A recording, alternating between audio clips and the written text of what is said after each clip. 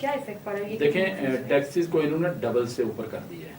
جتنے بھی پہلے اگر 2% تھا تو 4% پہ چلا گیا ہے, اور نان فائلر پہلے 2% تھا وہ 7% پہ چلا گیا ہے. اسی طرح دیکھیں نا, اس کی میں مثال آپ کو دیتا ہوں. DHA ہے, ڈیفنس ہاؤسنگ اتھارٹی, اس کی ڈیلی کی ٹرانسفر پہلے 125 سے 150 ٹرانسفر ہوتی تھی راولپنڈی سیکٹر کی. آج وہی ٹرانسفر 2, 5, 7, 10 پہ چلی گئی ہیں. آپ دیکھیں اتنا ڈفرنس کیوں آیا ہے. لوگ دیکھیں جب ایک انویسٹر ایک چیز لیتا ہے یا کوئی لیتا ہے, پہلے آپ کا گین ٹیکس تھا, اس کو سلیب میں مختلف سلیب تھے, اتنے % پہ اتنا %, اتنا آپ نے اس ٹائم ڈائریکٹلی 15% پہ کر دیا اس کو, اور وہ اتنی بڑی اماؤنٹ ہوتی ہے کہ کوئی بھی بندہ پھر سیل پرچیز کی طرف نہیں جائے گا, کوئی بھی بندہ پراپرٹی خریدنے کی طرف نہیں جائے گا. جب خریداری نہیں ہوگی تو اس کا اثر ظاہری بات ہے, ایک تو اس سوسائٹی کو پڑے گا, اس کے بعد ملکی معیشت کو پڑے گا, اکانومی, پیسہ نہیں آئے گا تو ملک کے لیے مشکلات ہیں, اور ہر ٹیکس کو ڈبل کر دیا گیا. بالکل, حکومت کو بھی اس بات کا خیال رکھنا چاہیے کہ وہ اسٹیک ہولڈرز کو آن بورڈ لے.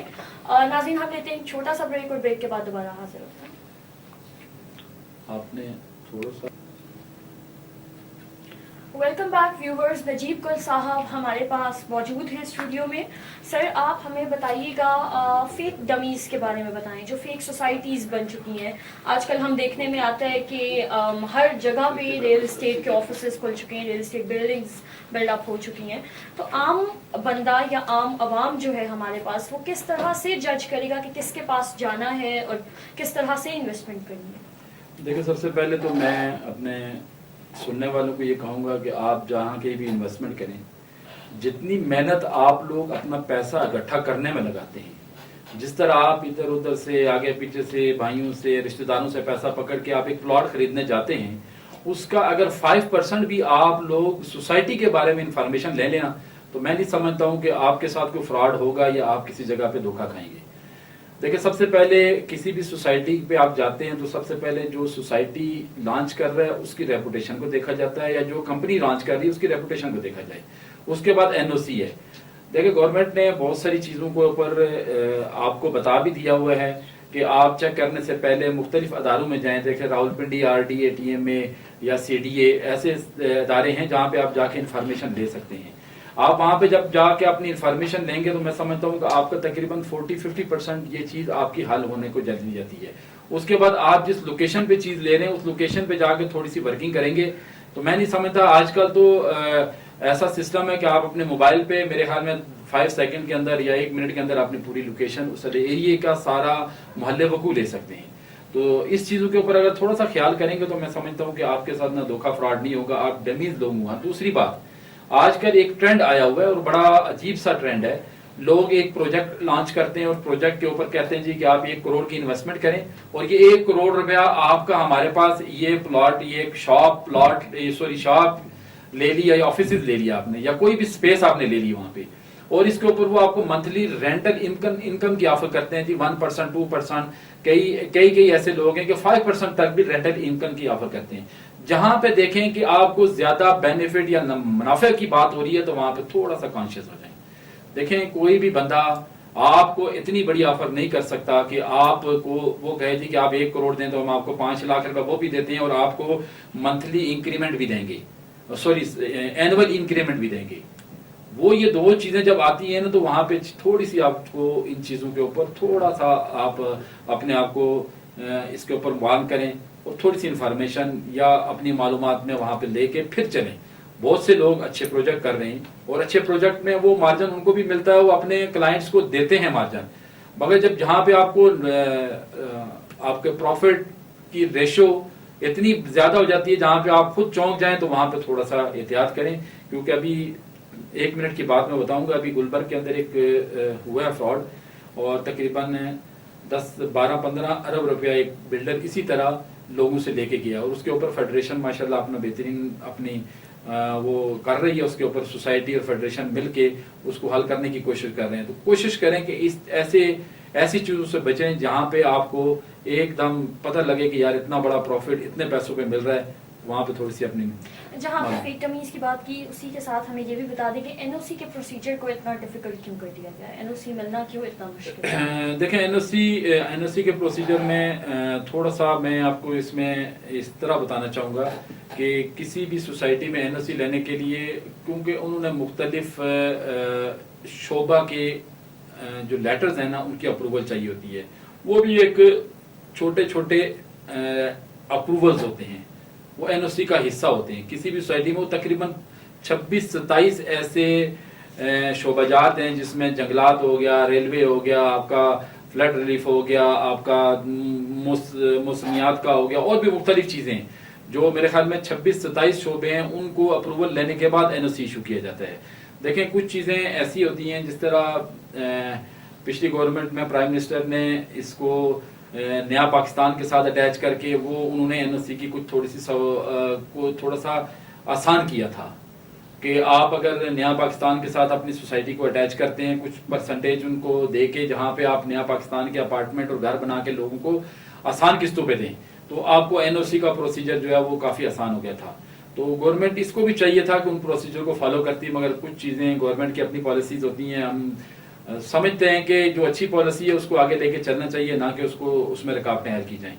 तो इसलिए कुछ चीज़ें हैं, मुश्किलात हैं एनओसीज में, मगर इतना एक बात ज़रूर मैं कहूँगा, मुश्किलात ज़रूर हैं, मगर एनओसी या इन चीज़ों में जितनी अगर वो छानबीन करेंगे, उसमें आम आदमी का, आम हर बंदे का फ़ायदा है। क्योंकि जितनी ज़्यादा वो अपनी तरफ से उसके अंदर जो नुक्स नकाइस निकाल के देंगे, मैं समझता हूँ कि अगला बंदा एनओसी जिसका क्लियर होता है उसकी वर्थ और है, जो बगैर एनओसी की सोसाइटी है उसकी वर्थ और है।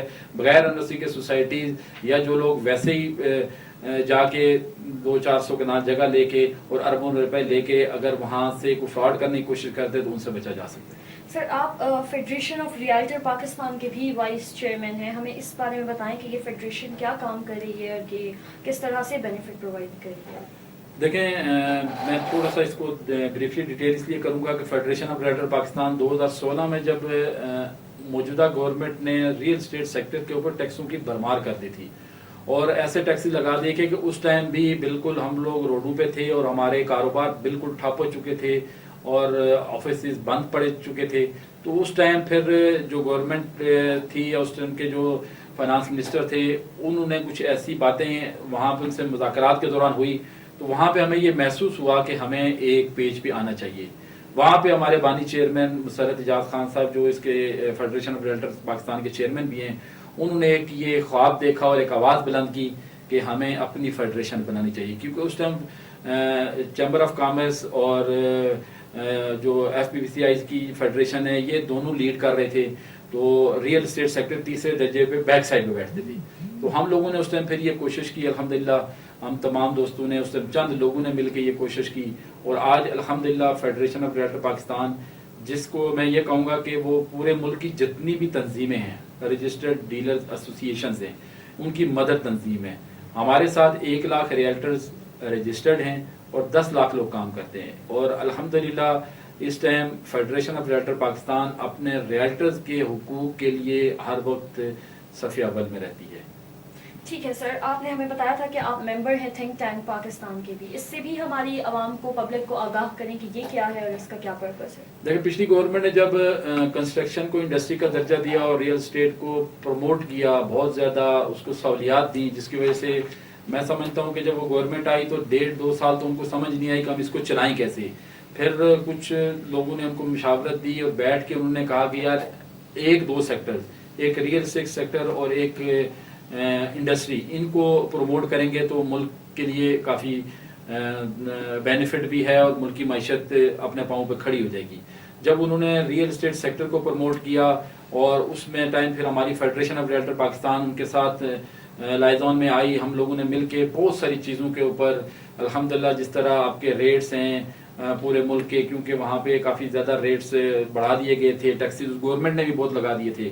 जब उनको हमने बैठाया, हम एक टेबल पे बैठे, हमने उनको चीज़ें समझाई और उन्होंने फिर उसके बाद इस सेक्टर को प्रमोट करना शुरू किया।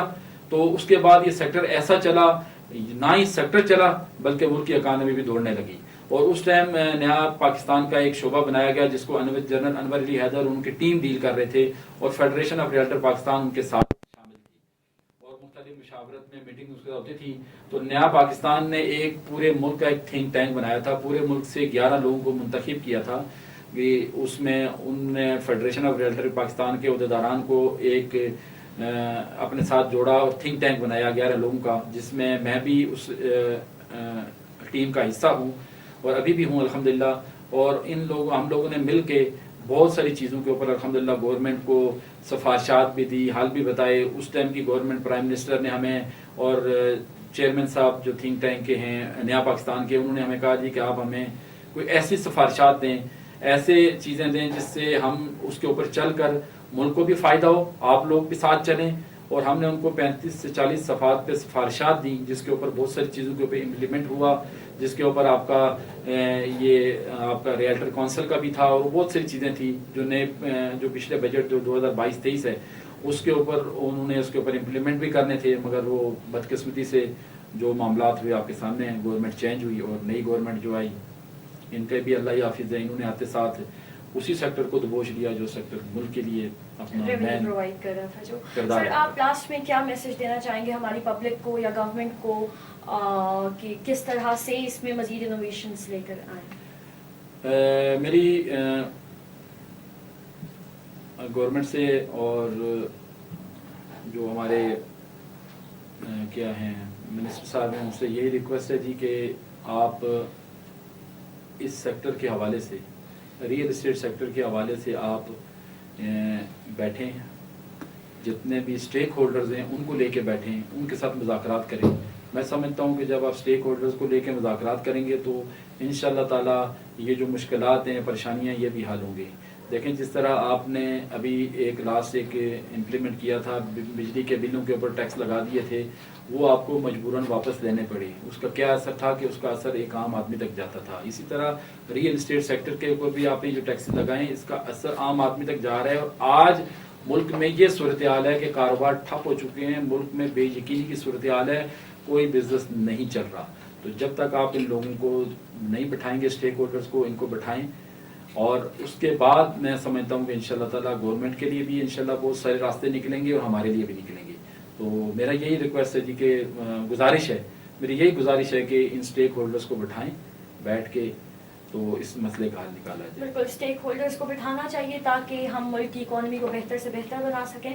بہت شکریہ نجیب گل عباسی صاحب اپنے قیمتی وقت میں سے ہمارے لیے ٹائم نکالنے کا. ناظرین, نیکسٹ پروگرام تک کے لیے اجازت دیجیے. اللہ حافظ.